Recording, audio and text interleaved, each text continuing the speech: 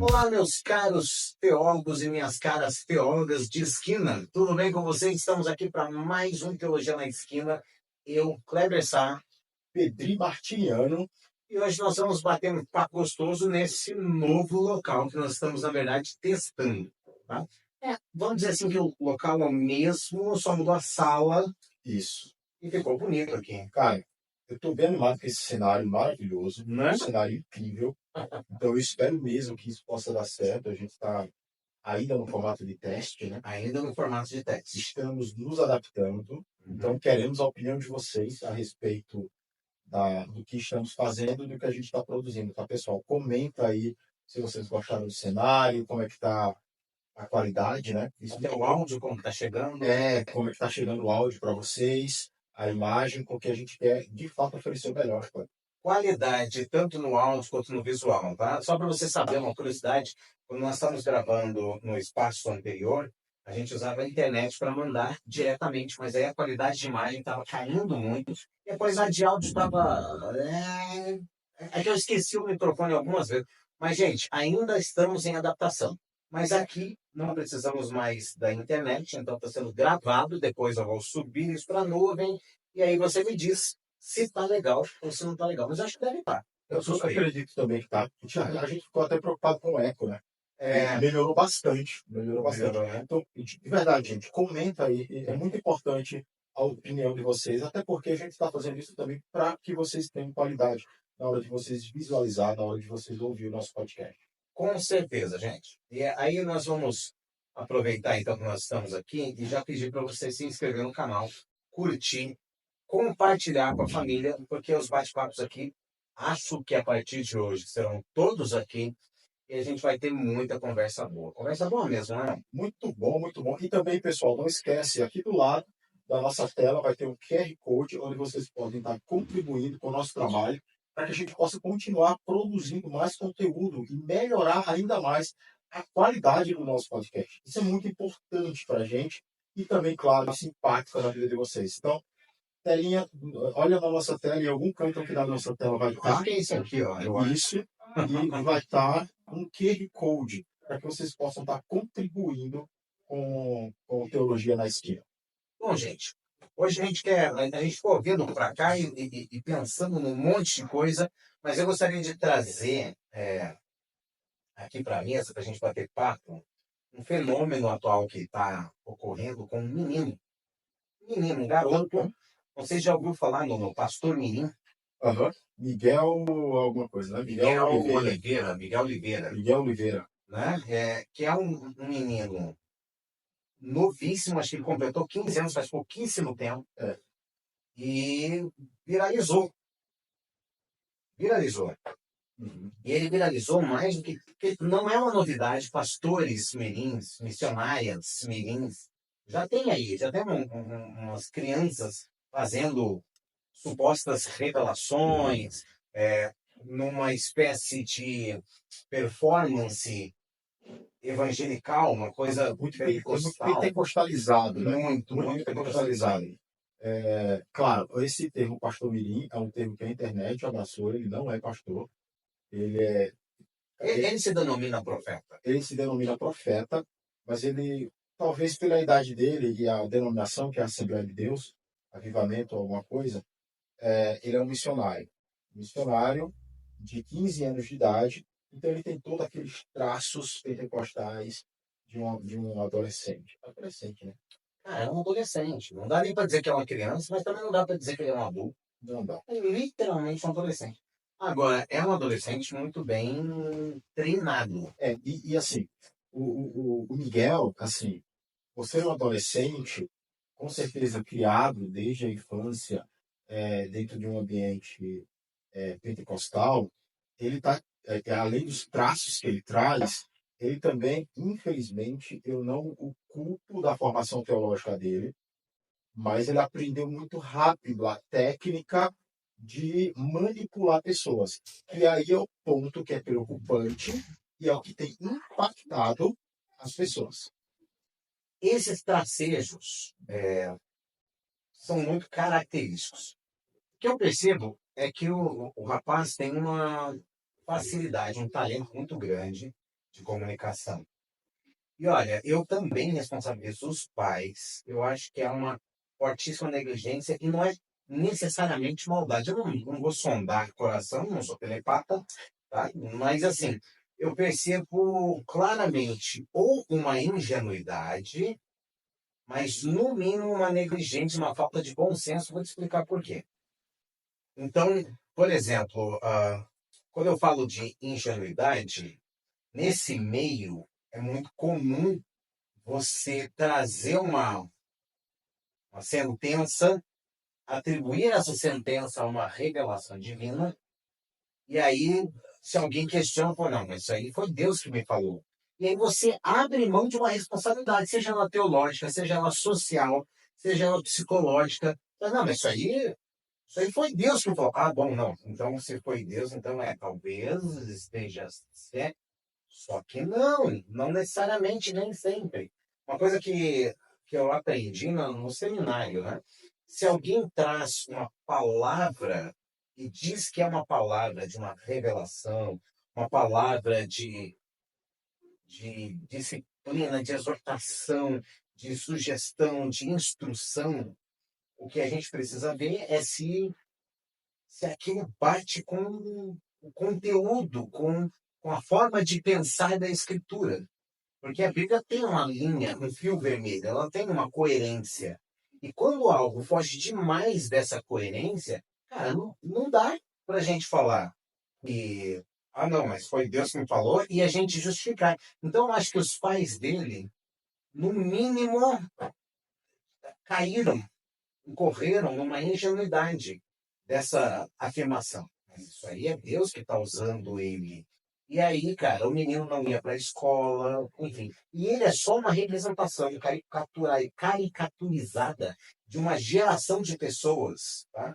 Que não fazem teologia, que não fazem faculdade de nada. Cara, e tem muito homem e mulher de Deus nesse meio. Não questiono isso. Mas que não. O Kleber está sendo generoso, vai.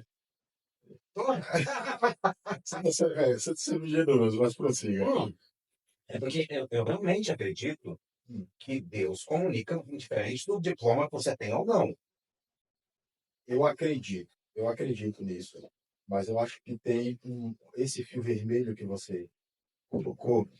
Para mim, o Miguel, ele ultrapassou muito. Uhum. Quando ele rasga um exame de uma pessoa que está com câncer, afirmando que a pessoa está curada, e a pessoa parar o tratamento que está fazendo em cima da palavra que ele falou, Isso é muito grave. isso é muito grave, porque se a pessoa vai a óbito, quem que vai se responsabilizar? Ah, foi uma criança que falou. Pois é, mas a pessoa morreu. Mas a pessoa morreu. Então, e para mim, os pais, se eu passar pano para os pais de Miguel, eu vou ter que passar pano também para Silas Malafaia, eu vou ter que passar pano para Chapelão, Edir Macedo. Eu estou de total acordo. Mas assim, esse povo geralmente é formado por outras pessoas. Alguém começou de maneira mal intencionada esse movimento de manipulação e tal. E gerações foram formadas realmente acreditando. Então, quando eu digo que no mínimo é ingenuidade, a intenção não é passar pano, porque ingenuidade também é um defeito. Ah, tá. Não, tudo bem, tudo bem. Não, concordo. Uhum. Mas a ingenuidade, mesmo sendo um defeito, eu percebo que a ingenuidade ela não tem uma intenção maldosa por trás. É aquilo que eu falei, como eu não sou telepata, eu não sei se houve por parte dos pais uma intenção maldosa. Não, Eu arrisco dizer que o Miguel, eu arrisco, que aquele menino, ele sabia que ele tem uma capacidade hipnótica sobre o público e ele usava isso, inclusive, para monetizar. sim, ele fala muito bem, isso a gente tem que reconhecer. Não, ele é um ótimo comunicador. Ele é um ótimo comunicador, ele é um menino que ele tem um futuro nesse meio religioso, principalmente nesse meio da cura, dos milagres. Pois é, bem assim. Claro, claro, bem assim. Eu não sou um sensacionista. Falei um termo, né? Sensacionista. Abre um parênteses aqui. É verdade. Gente, sensacionista O sensacionismo é uma linha teológica que acredita que os dons do Espírito Santo, dom de cura, dom de revelação, dom de falar em línguas, etc., cessaram lá depois da morte e ressurreição de Cristo. Tá? Na morte dos apóstolos. Na morte dos apóstolos, perdão, verdade. Na morte dos apóstolos. Eu não sou sensacionista. Eu creio que os dons ainda existem e que o Espírito Santo pode atuar com a cura, com línguas, apesar de eu não ser fã dessa história de línguas, mas sou um outro tema. Eu não sou sensacionista. Eu creio que os dons do Espírito ainda estão por aí. Mas, quando eu olho para aquilo, eu, eu tenho problemas sérios. Mas você é um sensacionista, você é um continuista, então. Eu sou um continuista, Isso. não sou um sensacionista. Continuista é o contrário de sensacionista. É aqueles que acreditam que os dons continuam. Mas tu é o continuista que os dons eles continuam acontecendo com a mesma intensidade que na época dos apóstolos? Ou tu acha que isso diminuiu com o tempo? Porque eu sou um continuista desse. Eu também sou continuista. Eu acredito. Eu vim do movimento carismático. Eu fui formado no movimento carismático, diferente do pentecostal. Alguns colocam na mesma ala e tal, mas eu coloco como diferente. Mas eu acredito que os dons eles continuam, porém não mais com a mesma intensidade que na época dos apóstolos. Aí, uma boa percepção. Vou até sair um pouco do assunto do Miguel para entrar nesse, E ok? aí depois a gente volta lá. Ou não sei. Vai, porque eu quero falar. Você tem uma coisa. Tem um ponto pra falar Então a sobre gente volta lá sobre o pastor Mini. Mas eu creio que em questão de concentração geográfica, seria normal a gente olhar para o passado e dizer que era mais intenso, porque estava todo mundo na mesma região do mundo conhecido até então. A população era muito menor do que a população de hoje, e nesse sentido, teria mais intensidade, mais ocorrências milagrosas do que hoje em dia. Né? Mas eu acho que hoje em dia acontece bastante, mas não tem essa concentração.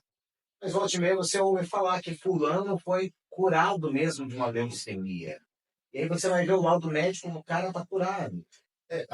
Eu me converti em uma comunidade evangélica de bairro lá na cidade de Maceió e tinha um casal de pastores, inclusive o meu primeiro pastor ele faleceu agora dia 27. Então eu fiquei bem sentido assim de saber do falecimento deles. E é um casal de pastores, né? O pastor Walter Bernardino e a pastora Alice. E é muito interessante, porque a pastora, né, ela é estéril. Ela é estéril até hoje, mas ela tem 2 filhos homens. Não continua ou não? Você está ainda. Ela tem 2 filhos biológicos. 2 filhos biológicos. Ela é estéril, fez todos os exames porque ela queria engravidar, e aí os médicos falaram, olha, não dá, não tem como, é impossível, tal. E aí ela engravidou, teve o filho, o filho nasceu, ok, glória a Deus, né, tal. E ela voltou no médico, fez os exames, e o médico disse, olha, infelizmente não dá, porque realmente você espera. Mas esse filho é meu. Mas esse filho aqui faz esse exame dele, ele é meu. Ele é meu. E ela voltou a engravidar e teve um segundo filho. E aí cessou o dom. Cessou. Para você ver que o sensacionismo dela foi depois do segundo filho. Pois é. Mas assim, então eu acredito que os dons continuam, mas assim, para mim os dons ele é uma expressão e uma confirmação da divindade de Cristo e uma confirmação do apostolado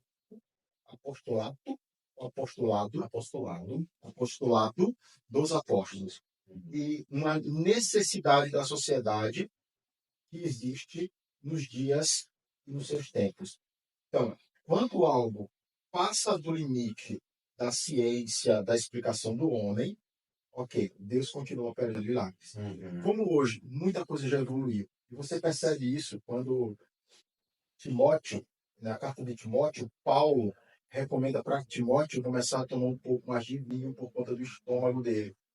Você já percebe que ali Paulo já estava velhinho, aconselhando um discípulo, e ele já começa a dizer, olha, parece que não está mais acontecendo aquela mesma intensidade de milagres. Olha, interessante essa visão. Onde colocava até a sombra de Pedro curado. Então eu percebo que ali começa a cessar, começa a diminuir. Agora, claro, em lugares onde tanto a tecnologia, o avanço da ciência não permite, eu acredito que o Espírito Santo continua operando milagres. De forma que aponta para o Cristo e não para aquele que opera o milagre. Então, nesse ponto, Isso é uma coisa interessante, porque tanto na época dos apóstolos como hoje, para mim, pessoas que são tementes a Deus, quando um milagre acontece, esse milagre não aponta nem no passado e nem no presente para a pessoa pelo qual o milagre aconteceu. isso. E a gente percebe isso, por exemplo, na porta do templo. Quando nós temos dois discípulos, Pedro e Tiago, Pedro e Tiago, que falam para o aleijado: olha, eu não tenho ouro, eu não tenho prata, mas o que eu tenho, em nome de Jesus, te dou, levanta e anda. Né? Em nome de Jesus. Ou seja, o apontamento sempre é para o Cristo. E hoje podem acontecer sinais, prodígios, maravilhas.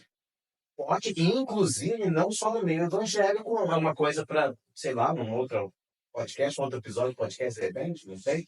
Mas eu acredito que uma pessoa temente a Deus, ela não faz, por exemplo, a terça dos milagres. Vem aqui na catedral do não sei o quê, porque é a terça dos milagres, porque ela não tem a ajuda do Espírito Santo. Ou o culto da vitória, como é da vitória. Então, o culto da vitória, a terça dos milagres, a quinta do não sei o quê, a tarde da bênção, como se o Espírito Santo se submetesse à minha agenda pessoal. Então, eu creio nos milagres, mas eu não creio. Primeiro, que mesmo na época dos apóstolos, não era todo encontro que tinha um milagre. E os milagres, aparentemente, eram espontâneos. Exato. E eles eram específicos. Não era um show de milagres. Não era um show. Queria voltar bem razoavelmente no Miguel, porque ele parou de estudar, ele não parou de estudar, ele estava fazendo online. Ele estava fazendo em casa. Isso. E no Conselho Tutelar agora, por conta que ele estava recebendo diversas ameaças, porque isso acontece, tá, gente? Eu não me importo, ele faz o que ele quiser da vida dele, eu não ligo se ele continuar pregando, o problema é dele. Mas ele estava recebendo muita ameaça e o Conselho Tutelar proibiu ele de continuar pregando. Exato. Pediu para que ele voltasse para as aulas presenciais e ele está proibido de usar as redes sociais. Isso é importante. E aí eu vejo cuidado com o Miguel, que talvez o Miguel não vai entender, não vai concordar, deve estar muito chateado. Mas é tirar o celular da criança. Ela vai ficar chateada, ela vai fazer birra, mas a gente faz isso pro bem dela, sim, né? Sim. E aí, no caso do Miguel, é pro bem dele, porque ele é um adolescente. Ele deveria estar estudando, ele deveria estar se preparando para um futuro. Ok, que ele vai, com certeza, ele vai estar com 15, 16, 17, 18. Daqui a 3 anos, esse menino vai voltar. Espero que ele passe pelo Conselho Tutelar e ele ganhe uma nova mentalidade. Desculpa, tá, gente? Sou incrédulo com isso. Para mim, ele vai voltar com mais força, vai voltar com mais bagagens, onde o evangelho foi perseguido e queria calar ele. Essa fala sua, ela é muito importante para a gente fazer uma leitura. Eu tenho percebido em evangélicos, e não só pentecostais, mas evangélicos em geral, se históricos, pentecostais, neopentecostais, uma postura que não tem a ver com aquilo que os próprios evangélicos acreditam, que é uma postura de orgulho, de arrogância, onde muitos não conseguem admitir erro, e isso está gerando uma grande camada, uma grande geração de pessoas imaturas que não podem crescer, porque se elas crescerem, elas vão ter que admitir que erraram. Então elas crescem dentro da bolha da arrogância e se fecham cada vez mais na sua postura e não conseguem com isso amadurecer. E isso é perigoso, porque quando você precisa manter uma postura, você exclui o outro, demoniza o outro, e você precisa destruir o outro para manter a sua adultice que não é adultice. É justamente o contrário, que é uma infantilidade. É completamente uma infantilidade. Porque é uma coisa. Porque rola uma infantilização mesmo. Se eu não posso admitir um erro, automaticamente não tem como eu evoluir como pessoa em direção à maturidade, porque eu não erro. E aí me preocupa, porque se ele vier mais forte, isso também significa, porque assim, Pedro, eu olho para a postura do pastor Mirim. Achou esse nome legal. Pois é. Mas foi o nome que a internet deu. Foi o nome que a internet deu. Uhum. Eu olho para a postura do Miguel, do pastor Mirim, nos podcasts e tudo mais, e o que eu vejo nele é uma postura de inflexibilidade. Olha, tem uma entrevista que ele deu num podcast, onde alguém questiona ele, e o que ele diz de resposta para o outro é, então, veja bem, né, que o dedo dele em riste é quase uma espécie de símbolo dele, pessoal, uma marca pessoal, É verdade. o dedo em riste. Inclusive, na hora de falar em línguas, peripatético, sei lá, né? Mas o dedo em riste, né? Ele fala, então, tá tudo errado aí, ó. Silas Malafaia tá errado, fulano não sei o que lá tá errado, né? E olha, eu tenho uma coisa para falar pro Miguel. Eu não sei se esse vídeo vai chegar no Miguel, mas são pequenininhos demais. Ele está proibido de ouvir isso. Ele está proibido de ouvir? Não, é. Está proibido de postar. É verdade. Mas olha, eu queria dizer pro Miguel que sim, Silas Malafaia tá muito errado em muita coisa. Muita coisa. Talvez vão colocar aqui, aponta aí então o que o Silas Malafaia faz. Pode até perder tempo falando de quanto o Silas Malafaia está errado aqui, mas só dele estar envolvido em projetos políticos de poder, coisa que a igreja não devia estar envolvida, porque o que é de César a gente dá a César e o que é de Deus a gente dá a Deus, né? Então, se você se envolve em política, que eu não sou contra, eu sou a favor, você não faz em nome da instituição igreja. Você faz em nome de si mesmo, da sociedade, como um cristão que se envolve com política e não como. Bom, enfim, não vou entrar nessa questão agora, mas se ele voltar mais forte do que antes, cara, a gente só está passando aqui o carimbo de chancela de que a gente deu muito errado como expressão de fé evangélica. Para mim, a gente já deu muito errado. Então, eu não sei. Mas é mais um carimbo. Mais uma estrelinha no nosso É mais uma estrelinha. Eu também. Você lembra do J.A.? Não. O J.A., ele era um cantor mirim. Cantor mirim? Ele foi revelado ali no Gilberto Gil. Ele ia muito para aquele lá, Balneário Camboriú, que tem aquele evento das igrejas pentecostais da Assembleia de Deus, Gideões, tal. Tá. Ele cantava, e é o poder de Deus, aquele negócio. Aí hoje o J.A. virou, né? Sempre foi, ou conseguiu se libertar, sei lá o que vocês podem usar disso. Ele se admitiu uma mulher trans. Uma mulher trans. E é isso para a igreja evangélica? Linda, mas não, isso encapetou, né? Encapetou. De repente está demonizado. Então, cara, eu imagina o Miguel tem 14 anos. 15 anos. Imagina ele com 18 anos, sei lá, porque ele está em forma, ele está sendo formado, ele está em processo de construção. Uhum. Então a gente não sabe, a gente tem que tomar muito cuidado com essas coisas. Eu tenho uma certa. Me dá uma tristeza tudo isso. Porque, cara, daqui a pouco a gente vai ter a igreja mirim. O pastor mirim, o cantor mirim, temos missionárias mirins. Não, a gente tem os coaches. Aí você vê o coach mirim e os coaches. Aí é uma dica, né? Porque o trabalho infantil foi proibido.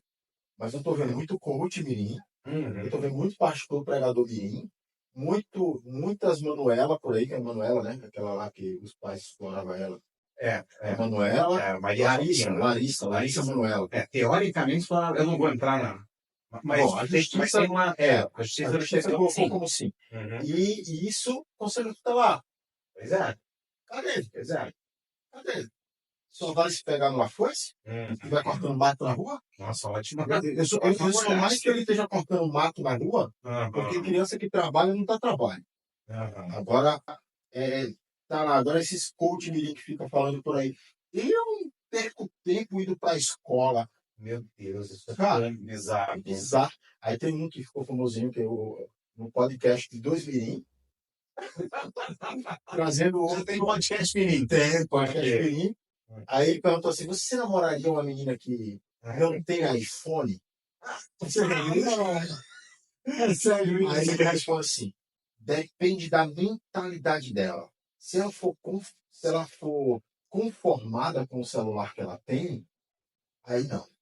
Mas se ela tem o objetivo de chegar no iPhone, Não. Mas eu fico pensando que a coisa é grave, porque o meio evangélico ele fecha também com essa visão coach, essa visão de ter mais.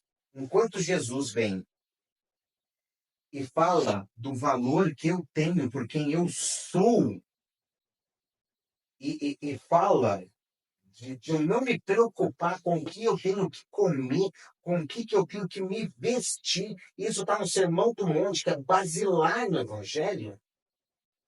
Esse povo evangélico está flertando com coaching, está flertando com sucesso, chamando ganância de ambição, como se a ambição aliviasse a nomenclatura ganância. E nós estamos nos preocupando em ter mais do que ser. E estamos criando uma teologia para isso. Isso me preocupa, porque, assim, eu não sou contra ter. Aliás, eu quero ter também, viu? Se você não quiser, pode dar para mim que eu quero ter. também dividir esse pão aí. É? Vamos dividir esse pão. Eu não tenho problema em ter. Eu tenho problema em quando o ter é a finalidade última da sua vida. Porque aí, meu amigo, eu não posso me dizer discípulo do homem que falou que para ser seguido, ele deu um aviso para o jovem. Então, filho do homem não tem nem onde reclinar a cabeça. E é literal. Fala que ele é literal.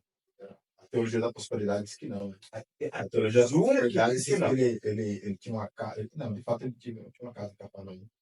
Mas aí ele tinha uma baita de uma casa em Cafarnaum.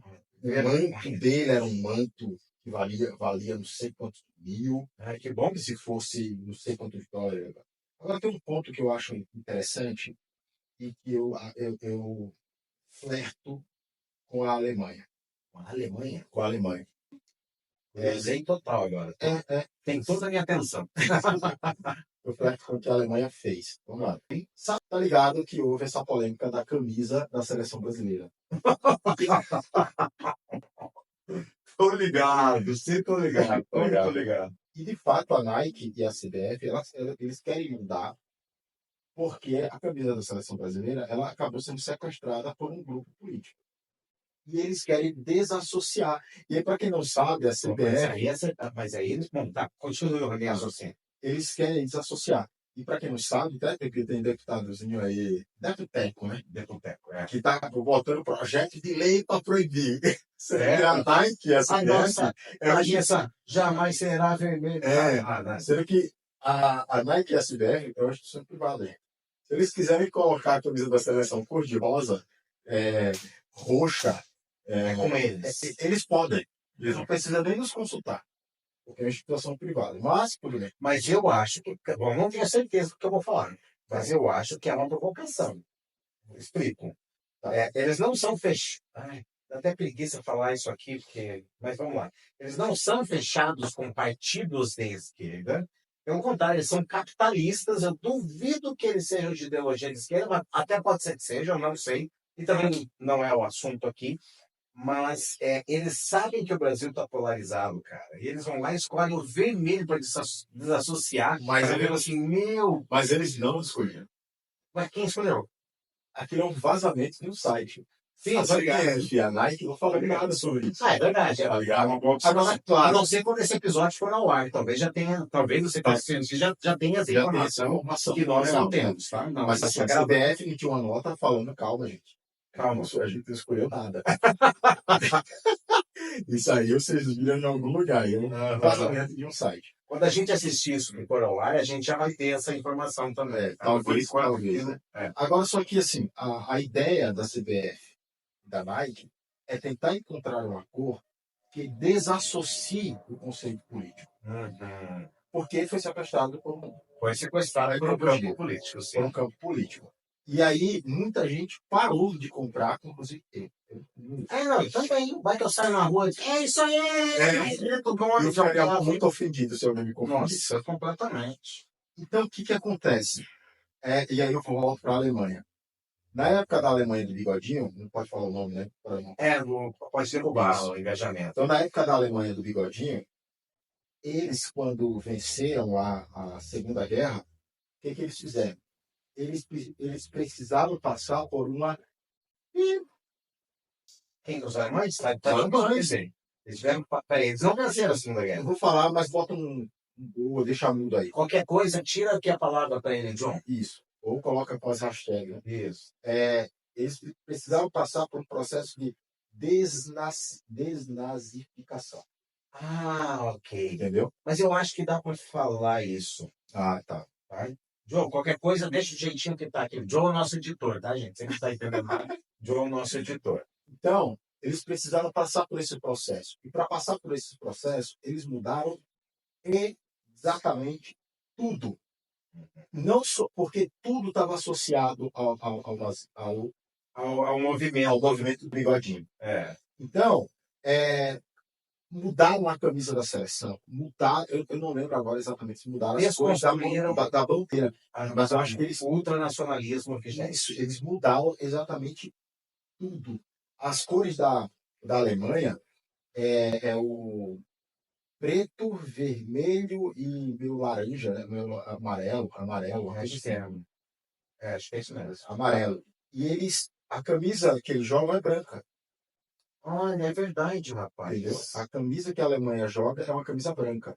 Então, eles desassociaram tudo, eles mudaram. E não necessariamente... e olha que, mesmo assim, ainda existia isso. Existe o NEO, né? Então, o neocoisismo lá. Então, para mim, a CBF, ela deveria escolher uma outra cor. Não dá. Cara, para com esse negócio de amarelo, azul. Pega outra cor que não esteja associada. Não vai botar vermelho, né, mano? Deu a sensação de dar para provocar. Mas eu gostei, tá? Mas tudo bem.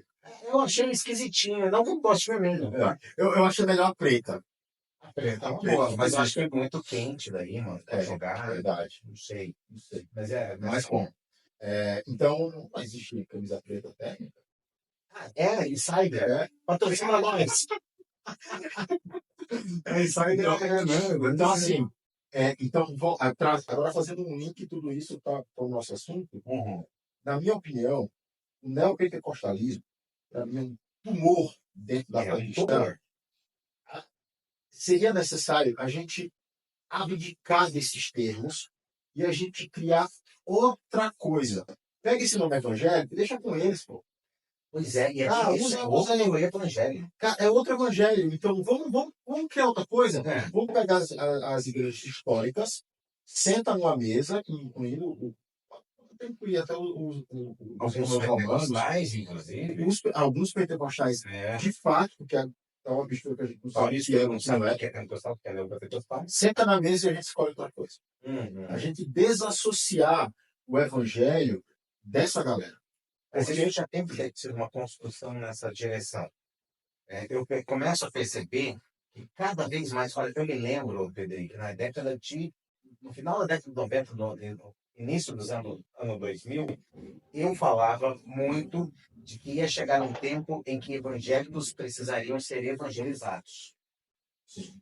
E hoje a gente já vê muitas pessoas falando isso. A gente tem que evangelizar os evangélicos. Eu não gosto de evangelizar mais aqui, porque realmente é outra coisa. É outra coisa. E assim, eles viraram um teor onde as pessoas não suportam. Não suportam. Então, é preciso a gente criar outra coisa. Eu vi um vídeo do Augusto Nicodemos, reverendo Augusto Nicodemos, onde ele defendia a ideia, e eu era dessa opinião, de que a gente deveria lutar pelo nosso nome. Pelos erros, porque custou sangue, porque pessoas morreram. Qual o nome? Evangelho? O nome evangélico. Eu discordo completamente dele. Pois é, mas eu concordava na época que fazia Sim. sentido, mas hoje eu discordo. Uhum. Eu nem sei se ele também permanece com a mesma opinião. Eu também não sei, porque ele realmente mudou várias opiniões dele durante o tempo e eu achei muito legal, porque eu achei que mesmo depois do Augusto Nicodemos, já adentrando aí para a sua terceira idade, ou já totalmente inserido na terceira idade, né? Já é um senhorzinho que tem a capacidade de amadurecer, aprender e crescer. Olha só, eu não sabia dessa parte. Cara, Eu parei de ouvir. Então, assim, ultimamente eu tenho voltado assim, dar uma olhadinha. Assim. não, eu tenho ouvido algumas coisas dele, ele sempre tem um Vilela lá no Inteligência mesmo, Limitada. E, cara, eu gostei de muitas Olha posições só. dele, cara, que eu falei assim, opa, quem tá falando de Augusto Nicodemus? Que legal. E eu gostei. Vou procurar ele. Não pode? Se eu achar, eu mando lá pra você. Então, eu vejo isso. Então, seria necessário a gente criar outra coisa. A gente criar outro nome, a gente utilizar o nome protestante, históricos. A gente tem nome que a gente pode resgatar. A gente pode utilizar outros termos. Eu tenho dificuldade demais de falar, velho. Você é o quê?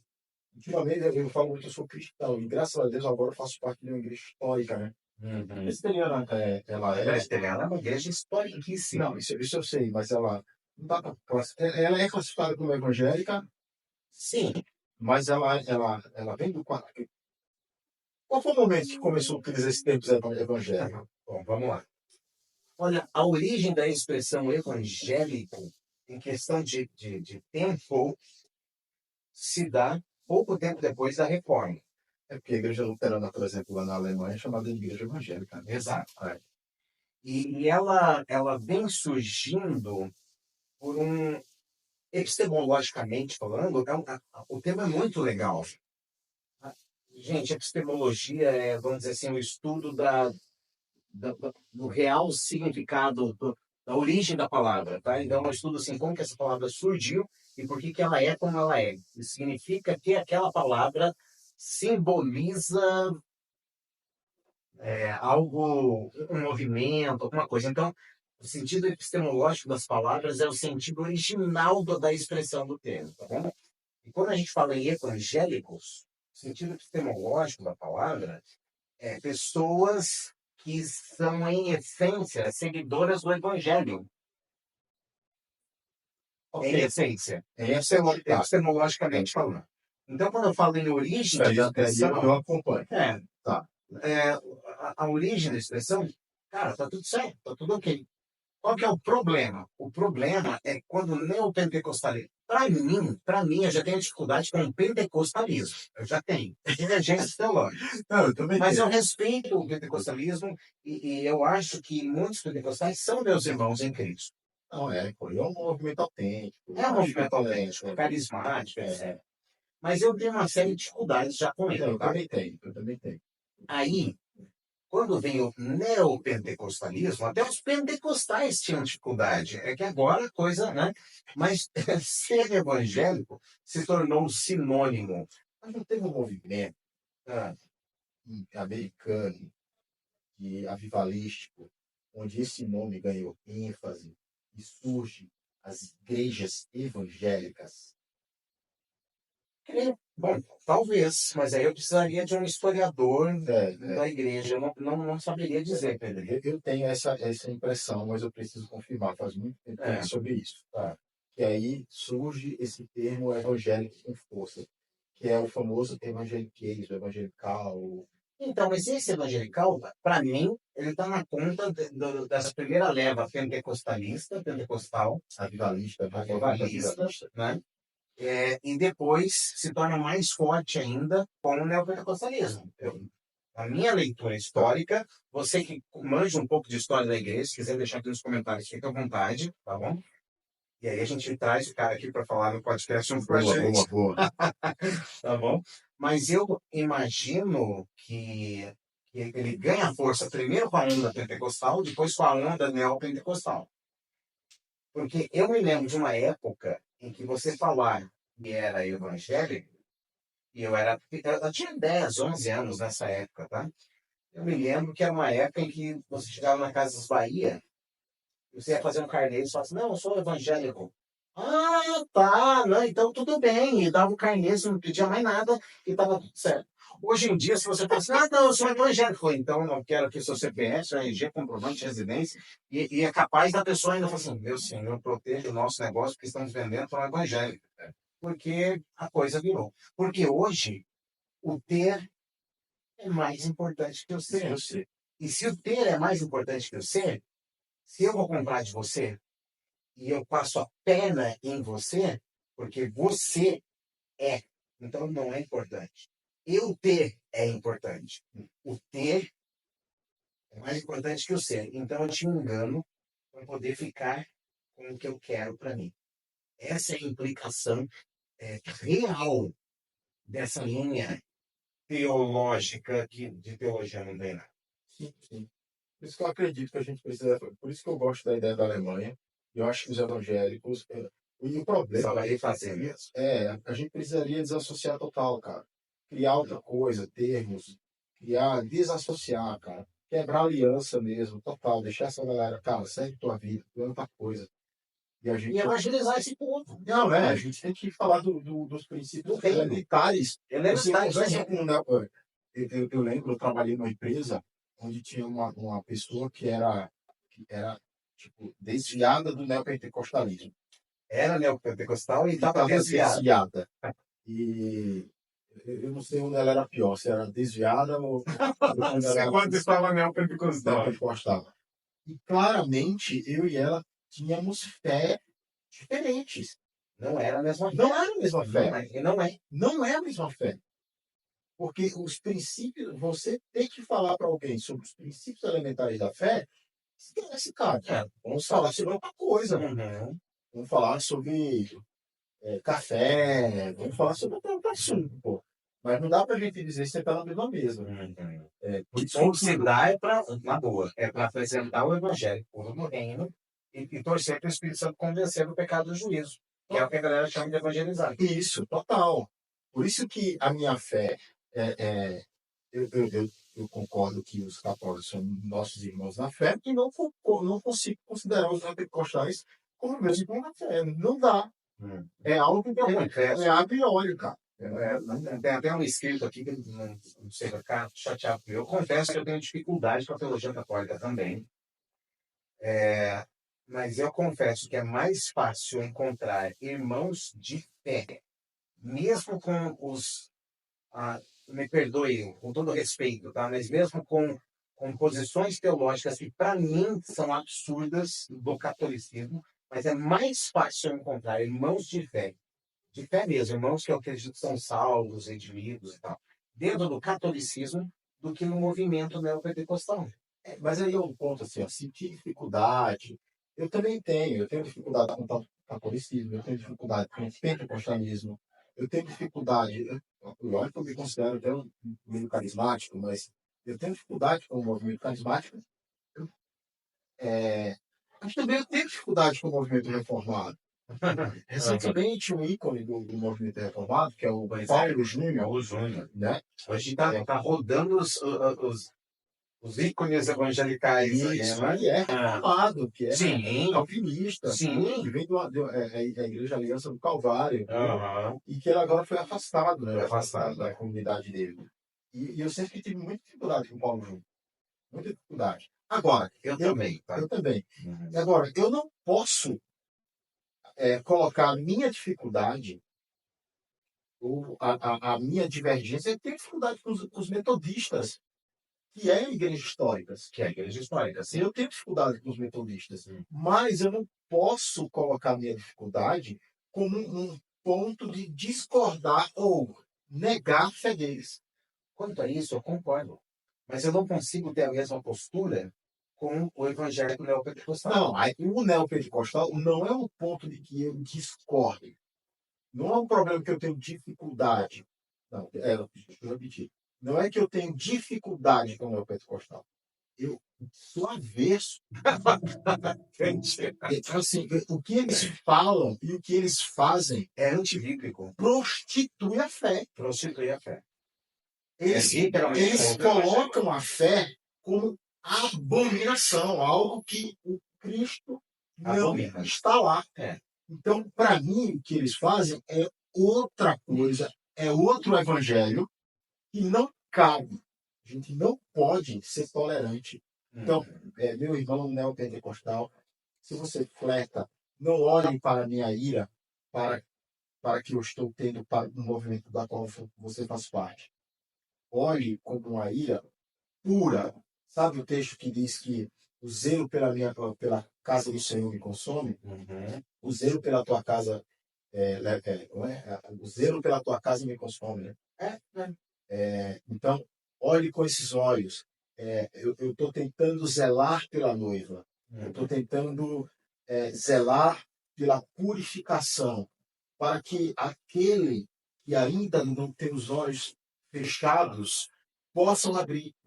Porque o movimento neopentecostal, ele coloca mais areia no olho do cego. Ele dá pancada na perna do que é manco. O cara, ele é manco das pernas. Aí ele vai para a igreja neopentecostal, ele fica mais manco ainda. Então, é esse ponto.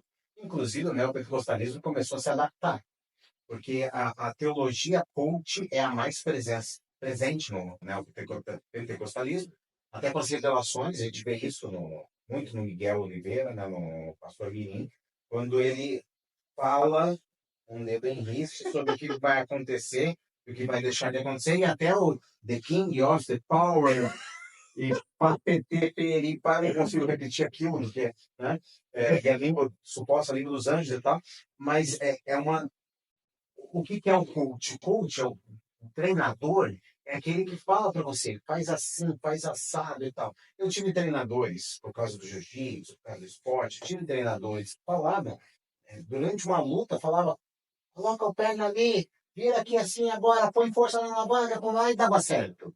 Né? Só que a vida, ela não é uma luta de jiu-jitsu, por mais que dê para fazer uma série de, né? A vida é muito maior, é muito mais complexa, é muito mais complicada. E aí não cabe uma teologia coach, mas é o que a gente vê mais comum nesse meio, é a teologia coach. E como a gente vai vendo que no dia a dia, o cara que deu o dízimo não ficou rico, e não funciona mais falar assim, ó, não ficou rico porque você não teve fé.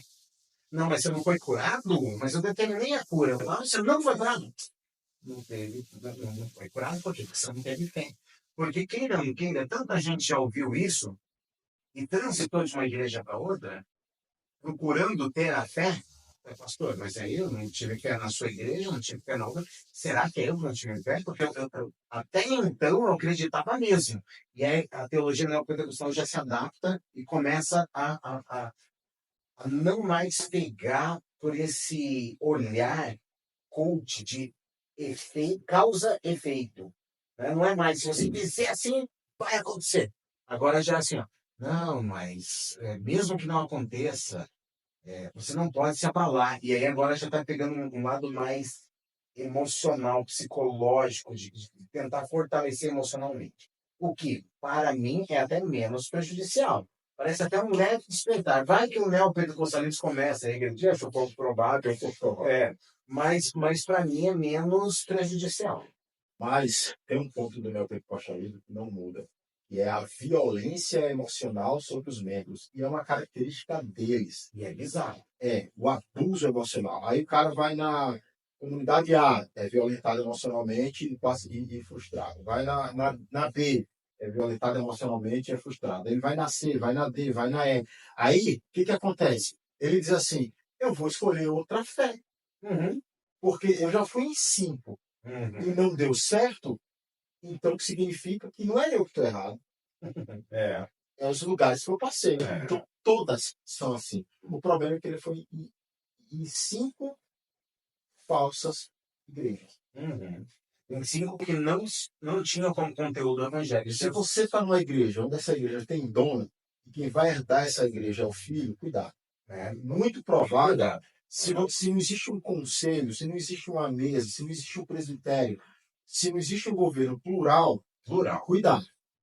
Se é uma autocracia, né, é importantíssimo ter cuidado. Se o teu pastor é estrelinha, se ele é o pastor que quando fala, mas o fulano falou. Nossa, isso é E o pior é que essa cultura é tão forte que mesmo nas igrejas sérias, cujo governo é plural, ou seja, uma mesa de presbíteros, de anciãos, sei lá o nome que dá aí, de bispos, Não faz. diferentemente, não faz, mesmo assim, se há essa fala, isso claramente tem a ver com uma cultura que foi desenvolvida e que eu acho que não vem do neopentecostalismo. O neopentecostalismo surfa essa cultura, porque há um peso em cima da figura pastoral, de que o pastor ele é um exemplo, de que o pastor não erra, e isso desumaniza o pastor e é avassalador. E a família do A pastor. família, cara, nunca a gente teve tantos casos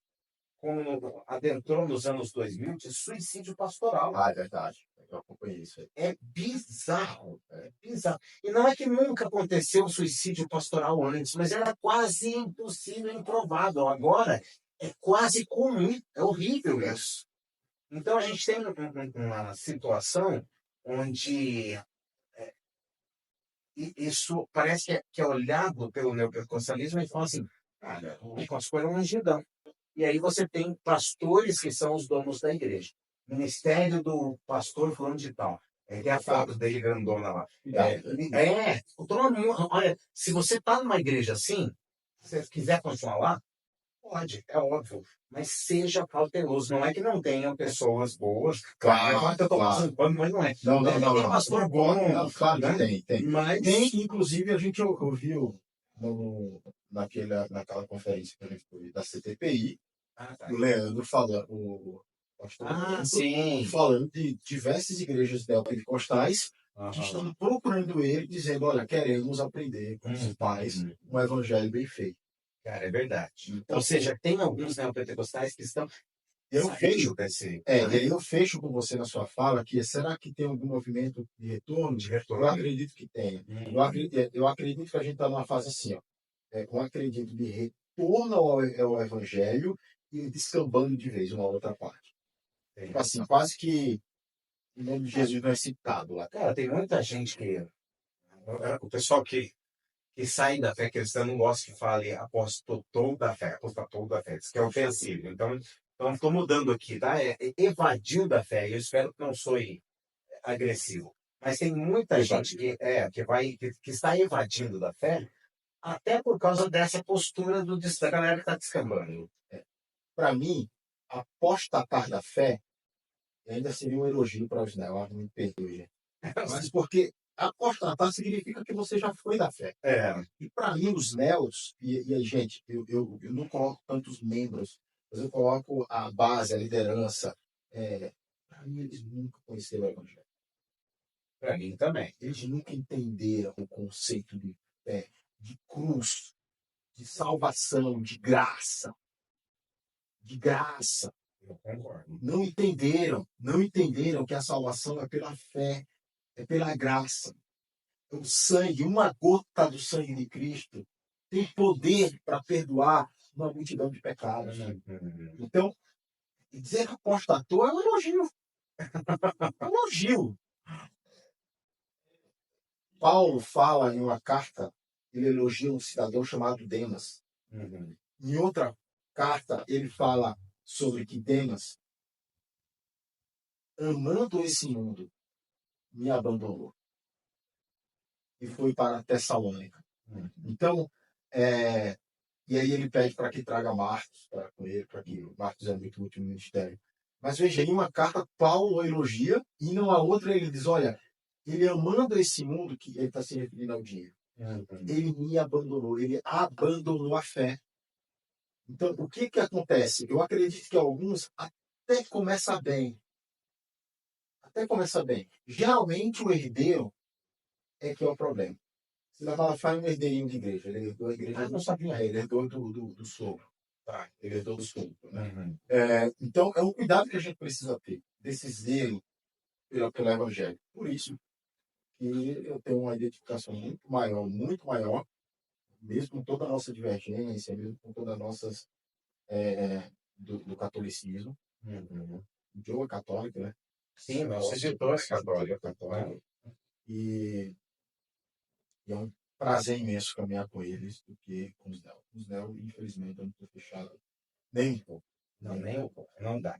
E não é que não toque em pontos em comum. Mas tocar em pontos em comum, te coloca com várias expressões de pé. Igrejinha tatuadinha, pra usar tatuagem, de boné pra igreja. Cara, isso não é igreja liberal, tá, gente? Não tem nada a ver, Não tem né? nada a ver. Ao contrário, tem muitas igrejas que é mais opressora do Uhum. que essas igrejas Vou dar aí uma boa dica, né, para quem está assistindo a gente. Como que eu sei que eu estou numa igreja saudáveis. saudável? Ou ainda, que abusa de mim, o contrário. Pô, Tá? Acho que é mais fácil falar. Como que eu faço para saber que eu estou numa igreja que abusa de mim? Gente, simples. Se você programa uma viagem com a família e o pastor reclama que você não avisou, e eu não estou falando de não avisou porque tinha um evento que ele contava com você. Então, assim, ó, porque às vezes. Aí é responsabilidade sua. Você se comprometeu com o evento, você vai viajar e não avisa o pastor. Aí até eu reclamo com você. Tá? Daí não vale. Mas se você vai viajar, você não tem nenhum evento naquele final de semana. Mas você tem que avisar o pastor, e quando você chega, o pastor fala, você não me avisou que você foi viajar. Provavelmente não. Mas muito grande a chance de você estar numa igreja onde estão abusando de você espiritualmente. Se você tem que perguntar para o pastor se você pode namorar com fulano, com fulana, se você pode casar com fulana, você está numa igreja que abusa espiritualmente de você. E você precisa se libertar disso. Porque é para a liberdade que Cristo nos chamou. E isso não significa ser irresponsável, libertino. Não tem nada a ver. Liberdade está intimamente vinculado com responsabilidade. Então, eu ficaria de olho. Eu dou um exemplo prático, né? Eu tinha uma empresa, de radiologia. E aí eu estava vendendo maquinário. Uhum. E aí eu estava vendendo, uma garota que fez estágio comigo e tudo mais. E aí ela falou que ia conversar com o pessoal tal, para saber se era jogo e tal. E que é normal, né? Eu vou vender um carro, vender alguma coisa, procuro pessoas mais experientes para poder vender. Aí ele ligou, eu conversei com ele, expliquei tudo. E ele, então, você é cristão? Eu falei, não, sou cristão, tal, pá. Beleza. E aí, beleza. No final a gente acabou não fechando o negócio e tal, tudo, por outros motivos. Acabou uma grana, faltou alguma coisa. E daí eu falei, cara, é teu amigo, cara, que me ligou? Ela disse, não, ele é meu líder. Meu líder? Eu falei, é teu líder? É, mas vocês são amigos? Ela falou, sim, a gente é amigos, mas assim, é porque a gente precisa dar satisfação, né, da nossa vida. Meu Então, Deus. a gente não faz negócio para não ter julgo desigual. Então, a Meu gente Deus. só faz negócio com cristãos. Não é Desse nível. Isso é abuso. Isso é completamente abuso. Isso é tão inaplicável que se você está no seu emprego e você está no horário de almoço e tem um restaurante, você vai ter que perguntar para primeiro você tem que perguntar para o dono se ele é cristão ou não. Aí você tem que ligar para o pastor. Pastor, eu estou pensando em almoçar aqui minha cozinha, minha vida aqui. E eu posso? Mas ele é cristão? Ele falou que é da onde? Da luterana. Não sei não. Isso é inaplicável. Aí eu vou fazer compras no mercado. Mercado Santo Antônio, não pode Não ser pode. católico. Gente, isso é claramente abuso. Abuso espiritual. Claramente. Não tem que se duvidar disso. Tá bom. Conversamos muito hoje. Falamos aqui do Miguel, falamos aqui do Malafaia, falamos esqueci do Paulo Júnior, né? Mas a ideia, gente, é que a gente olhe para a gente mesmo. Tá? A ideia é que a gente olhe para a gente mesmo e a gente se perceba, enquanto servos de Cristo, como é que a gente está na nossa relação com Deus, conosco mesmo, com as pessoas ao nosso redor. Sermos críticos de nós mesmos e dos movimentos que acontecem ao nosso redor. É muito importante a gente ter discernimento das coisas. E eu quero agradecer você que acompanhou o episódio até o final. Se chegou até aqui, tem que deixar o like. Deixa o like, deixa teu comentário. Em nenhum momento a gente está falando sobre santidade aqui, a gente não está falando sobre vida com Deus, sobre devocional ou vida de oração. A gente está falando puramente de movimentos. Movimentos não incluem necessariamente o Cristo, tá? Porque a gente pode encontrar tudo isso que a gente comentou, inclusive em igrejas históricas, igrejas batistas, presbiterianas, luteranas ou algo do tipo. Não necessariamente por ter uma placa histórica significa que é uma igreja saudável, né? Exatamente. E também não significa que é uma comunidade cristã de bairro não tem nome nenhum, ou talvez tenha até a foto do apóstolo lá na frente, que especificamente seja uma igreja Exato.